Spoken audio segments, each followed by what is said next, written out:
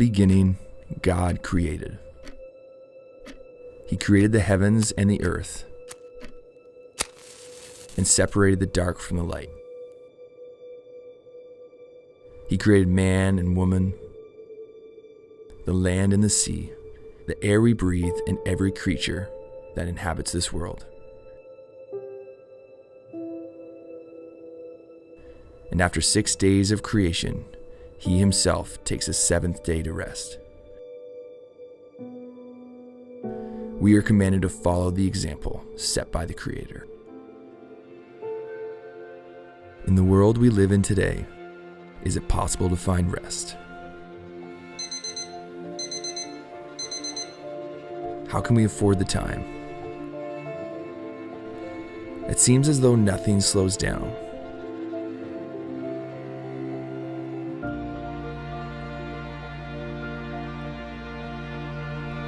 How is it possible to even take time out to rest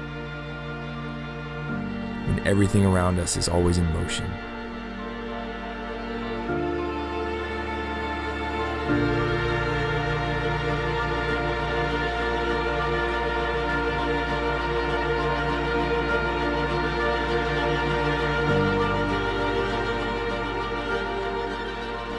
When taking a break is regarded by many as laziness, how can we rest?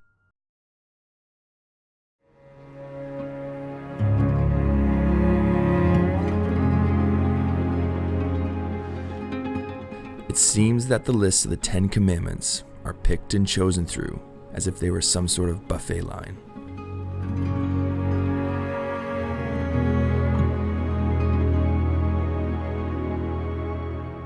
God gave them to us out of love.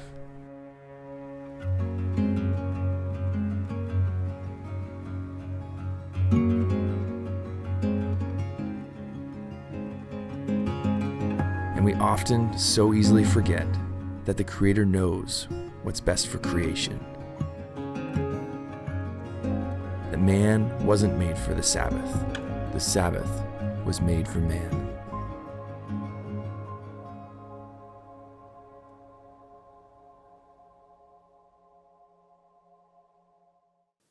And so just to review, we found out that rest is rooted in the fourth commandment. Now, out of those 10, it's number 4, and we found out that the first 3 refer to our relationship with God and how that functions and what He wants it to look like. And then we have that fourth command, but then the last 6 have to do with how we relate to other people. And it's interesting that it's placed in the middle there on the number 4 because it connects how we relate with God to how we relate with other people. In fact, what we learned is that its purpose is to bring a little bit of heaven down to earth. We also found out that, man, this is important because it's in the same list as like do not steal and listen, do not murder. And so it's in that same kind of category. And so we feel like, yeah, this thing's really important for us to live by and to honor God and to remember the Sabbath and to keep it holy, right? We also found out that God created rest, right? He 6 days, He created the world and the universe and everything we know, but on the 7th day, He continued to create, He created rest. And we also found out that the Sabbath is about healing. We found out that Jesus heals on the Sabbath, and He can heal us as well on the Sabbath. And that's by getting into His Word and finding about His truth and coming to church and connecting with Him and going deeper in your relationship with Him, right? He can heal you on the Sabbath. Well, we had a great week of Sabbath. In fact, my family, we went on vacation down to Tennessee, and it was difficult on the Sunday. I'm going to be honest with you. Last Sunday was difficult. I woke up, I got here at 4 in the morning like I always do every Sunday, and I did my prep work, and then I preached the 3 services. And then after that, I loaded up the van. I packed that van all chocker block full. And then I had the Thule, you know those Thule, those cargo carriers on top of the van. I packed that thing full. And then at 3 o'clock, I had to go and teach and lead my life group. And so from 3 to 4:30, that's what I did. And then after that, I got back. We got the kids, all 3 kids. We got them loaded up. We got them in their PJs. And we headed out to directly drive straight to Tennessee through the night.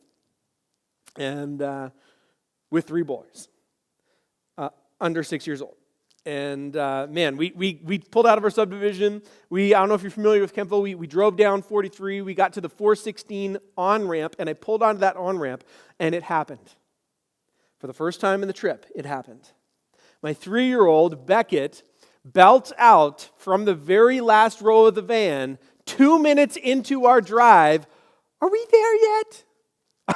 Are we there yet? Are you kidding me? We got like 15, 16, 17 hours to drive, and you are asking 2 minutes into our trip, are we there yet?" Well, I mean, the trip was great.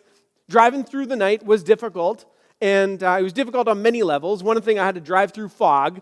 I had to like keep my eyes open and stay awake, and so I have like bruises all over my thighs because I'm pinching myself the whole night trying to stay awake. I'm eating sunflower seeds. Every now and then, the kids were by far really good, but there's the odd time that they're fooling around, they're goofing off, or they're arguing, and it kind of tests your patience a little bit. In fact, I got this crazy picture of the oldest 2 with French fries in their nose, and then Bowen. I mean, he cries every so often, right? Because he's 5 months old, and he kind of takes a little tantrum every once in a while, and he's strapped in that 5-point harness, and every once in a while he just starts crying, and you can't get him to stop crying. And we found this song, and the song is called the Happy Song. And man, just check this song out. We played this a few times in the car. I just adore you every day more. Wearing the so up in the sky. Yeah. It's going to be in your head now, but you're welcome to all the parents of babies, right? Because it's a scientifically proven song to help your babies get happy and stop crying, and it works. It actually worked. And so we finally get there. We grab some breakfast, and we go to the water park, and we're enjoying our time. And man, I wouldn't have traded the rest of the trip for anything. I mean, it was awesome. We had a great time to connect as a family, to kind of take a breather and to enjoy each other's company. You see this picture of us at the waterfall, and we did some hiking. Man, it was just a great time. I mean, I had to fight to make it to Tennessee, but when we got there, it was awesome. But it's interesting, it got me thinking, like when we are young, we don't really know what day it is, do we? I mean, our view of time is a little bit different than maybe we experience currently. We don't know where we are or really like where we're going.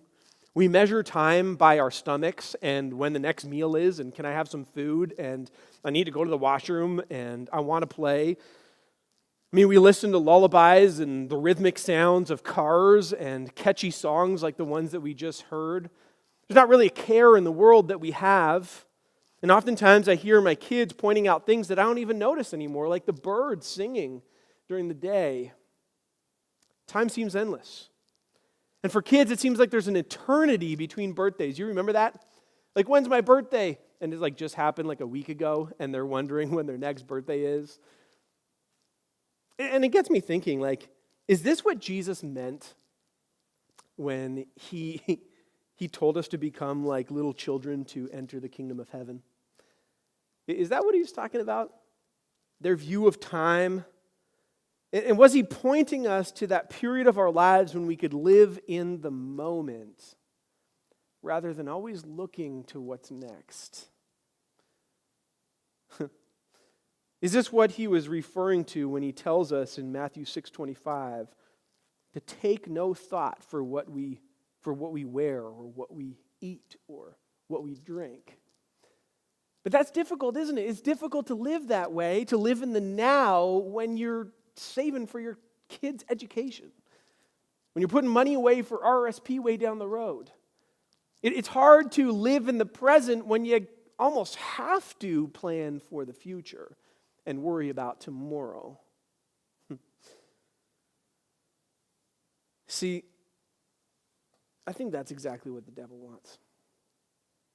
It's what he's trying to do. It's what he's trying to get us to believe. He's not happy about that 4th commandment. In fact, I would even suggest that the devil's one of his goals is to get us to throw out the 10 commandments altogether, starting with the first 3, working his way to number 4, and then eliminating the last 6.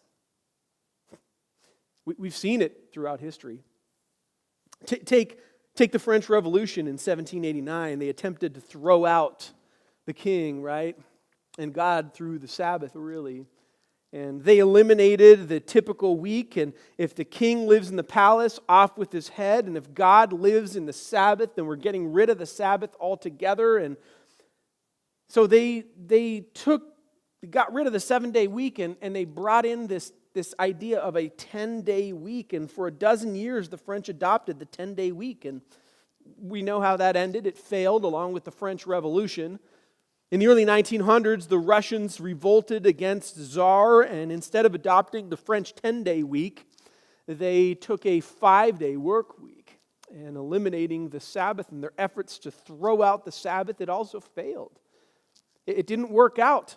And this new tactic presently, we would understand it as 24/7 living, where 24/7, I can get anything I want, I can find anything that I need, I can click here and buy that and go here and do this. It doesn't stop, it never ends. And when you live like that, there's nothing really to look forward to except for the things that you can buy, the things that places you can go, the vacations that you can take, the next big purchase or show that you go to. When you live 24/7, you don't really have that time to look forward to. All you have is things to look forward to. See, the way we're designed and meant to live is that we're never more than 6 days away from the thing that we should be looking forward to the most. See, what we found as a holy perspective is rooted in the pause of rest, in understanding our place, in finding healing in Jesus. But today, I think we jump into something a little bit different about the Sabbath and about taking that day of rest and what's found in it. And so I'll invite you to jump in here with me. We're going to read Luke 10, drawing your attention to 38 to 42, and here's how it reads. It says, "As Jesus and his disciples were on their way, he came to a village where a woman named Martha opened her home to him. She had a sister called Mary who sat at the Lord's feet listening to what he said. But Martha was distracted by all the preparations that had to be made. She came to him and asked, Lord, don't you care that my sister has left me to do the work by myself? Tell her to help me." "Martha, Martha," the Lord answered, "you are worried and upset about many things, but few things are needed, or indeed only one. Mary has chosen what is better, and it will not be taken away from her." Now, I don't know if you've ever pictured this, but picture, you're in your house and you look out your front door. If there's a window in your front door, you look out your front window, if you got a window in the front of your house, and outside of your house, maybe on the road or in your driveway, you see Jesus and his group of buddies, his friends, his disciples, his followers. They're gathered out front and they're just shooting the breeze, they're talking. Imagine that takes place and you have enough boldness, you have enough gumption to actually open the door and say, "Hey, Jesus, hey, guys, do you want to come in for a bite to eat? Do you guys want to come in? I don't know really what I have to eat in here, but you guys are more than welcome. I'll provide you a meal." When's the last time you actually, spur of the moment, invited someone over to your house for dinner?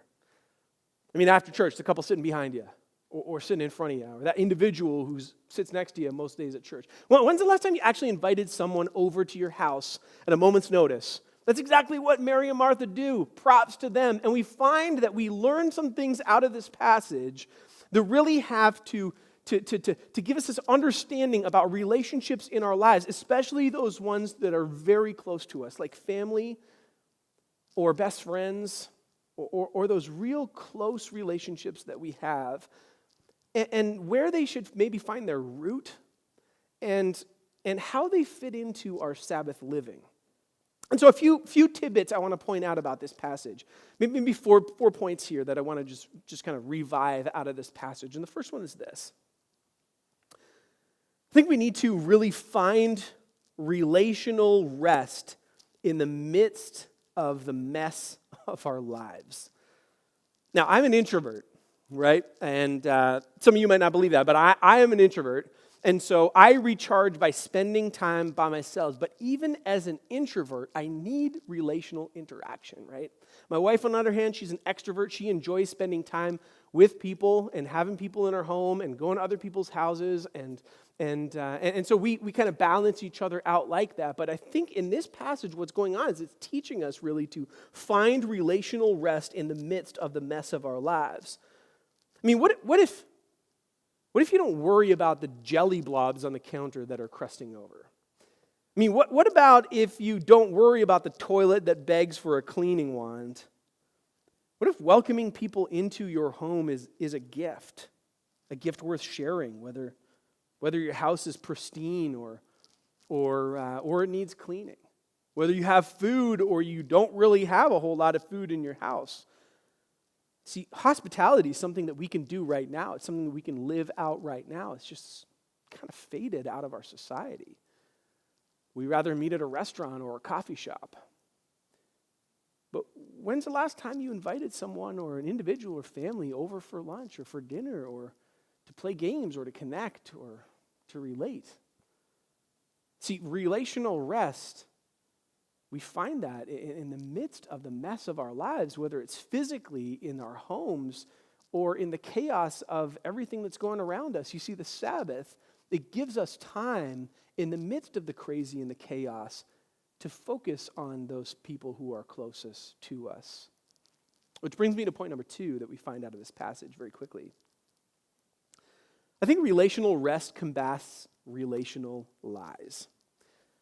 Relational rest combats relational lies. Now, here's what I mean by that. You see, as Mary and Martha, as the story unfolds, we see Mary smack dab in the middle of the living room. She's chilling and she's hanging out with the boys, Jesus and his friends, and they're shooting the breeze, and I'm sure there's laughter that's flowing out of that room. I mean, they're having a great time. They're connecting with one another. And where's Martha? Well, Martha, you can picture her. She's got her apron on, right? Like she's motoring, she's zipping around the house like like a bunny, and she's running around trying to get things in order. She's got the rack of lamb in the oven. She's got the fingerling potatoes cooking, and she's got the pies baking, and she's running around with the dusting wand in one hand and an oven mitt on the other, and she's kind of freaking out because the place isn't up to snuff, and she's welcomed all these people in her home. We got to remember, she's cooking for like 15 people here, and as she whizzes by the living room, out of the corner of the eye, she notices